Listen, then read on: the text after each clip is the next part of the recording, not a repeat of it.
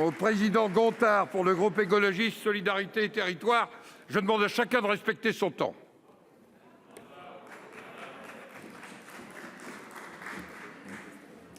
Merci Monsieur le Président, Monsieur le Premier ministre. Pour faire face à une crise économique, sociale et climatique d'une ampleur sans précédent, l'Union européenne a adopté un plan de relance historique de 750 milliards d'euros. Malheureusement, en contrepartie, le cadre budgétaire 2021-2027 est revenu à la baisse. Déshabiller Paul pour habiller Jacques n'a jamais fait une politique ambitieuse. Pour financer la relance européenne, il faut au contraire renforcer les ressources propres de l'Union. Dans sa résolution du 16 septembre dernier, à l'initiative notamment des écologistes, le Parlement propose des solutions clés en main. Taxe plastique, taxe carbone aux frontières, une indispensable taxe sur les GAFAM et surtout une taxe sur les transactions financières digne de ce nom, TTF, à même de lever plus de 50 milliards d'euros par an. Faire contribuer à l'effort les pollueurs, les multinationales qui se soustraient à l'impôt et la finance débridée, quoi de plus juste ? On se demande d'ailleurs vraiment pourquoi rien n'a été fait depuis des décennies. Il faut dire que la France, qui a longtemps porté la TTF, n'a jamais été au rendez-vous de son histoire. En 2014, c'est Pierre Moscovici qui torpillait le projet proposé par une commission de droite pour défendre le seul intérêt des grandes banques françaises. L'actuel président de la République n'a pas fait mieux. Il a d'abord refusé l'élargissement de la TTF française avant de plaider pour une TTF européenne à minima, en prenant modèle sur celle du Royaume-Uni, un simple impôt boursier.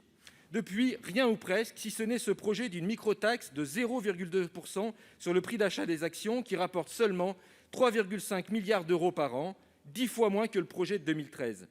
Alors, Monsieur le Premier ministre, lors du Conseil de demain, le Président de la République va-t-il tout faire pour obtenir des ressources propres et ambitieuses, dont la TTF, ou va-t-il se contenter de mots au détriment de l'intérêt général européen ? Merci. Pour vous répondre, la parole est à Monsieur le Premier ministre. Monsieur le Président, Mesdames et Messieurs les sénateurs, Monsieur le Président, je vous surprendrais si je vous disais que j'étais d'accord avec vos observations et votre question, quoique, puisqu'effectivement, au sein de l'Union européenne, la France, par la voix du Président de la République et du ministre ici présent, plaide inlassablement et va continuer de plaider à la fois pour une taxe sur les transactions financières décidée au niveau européen.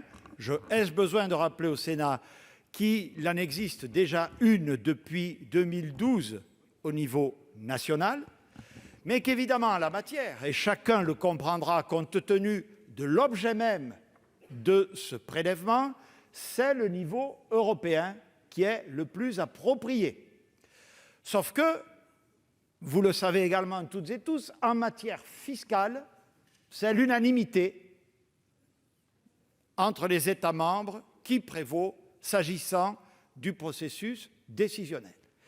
Cela est une donnée qui n'a pas, évidemment, découragé la France, qui a été, je vous le rappelle, à l'initiative de la relance des négociations sur la taxe sur les transactions financières européennes, qui, vous l'avez rappelé dans votre question, avait effectivement été interrompue sous le précédent quinquennat. Le Président de la République en a rappelé les principes dans son discours sur l'Europe, qu'il a prononcé le 26 septembre 2017 à la Sorbonne. Et depuis, les négociations en ce sens, à l'initiative de la République française,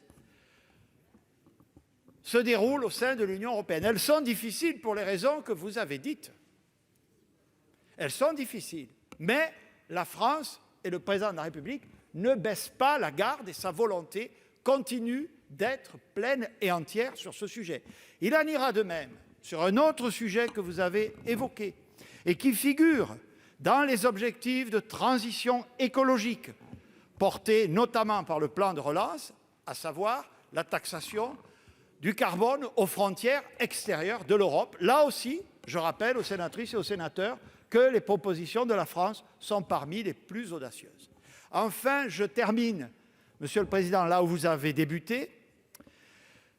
en appelant une nouvelle fois l'attention du Sénat, et Dieu sait si c'est compliqué, et on le voit encore aujourd'hui, sur le fait qu'à la différence, je l'ai déjà dit dans cette Assemblée, de la crise de 2008-2010 que j'ai bien connue, l'Europe s'est mobilisée fortement, avec un plan de relance européen et une contribution au plan de relance nationaux à hauteur de 40%, ce qui est tout à fait considérable. Et là aussi, vous savez bien les difficultés, parce que l'Europe, c'est une union d'États. On ne peut pas stipuler unilatéralement. Il faut donc encore plus de force de conviction et de volonté, comme en ont eu le Président de la République et la Chancelière, pour aboutir à l'accord historique de cet été. Il y a encore, j'en conviens bien volontiers avec vous, Monsieur le Président, beaucoup de travail à faire en la matière, mais là encore, ne doutez ni de notre détermination, ni de la volonté de la France à porter dans le concert européen ce qui est finalement l'intérêt de nos concitoyens. Je vous remercie. Monsieur le président Gontard, vous avez quelques secondes. Oui, merci, monsieur le Premier ministre. En tout cas, on restera attentif et je dirais juste ça. Nous espérons que pour une fois, vos actes rencontreront vos discours. Merci. Merci. La parole est à notre collègue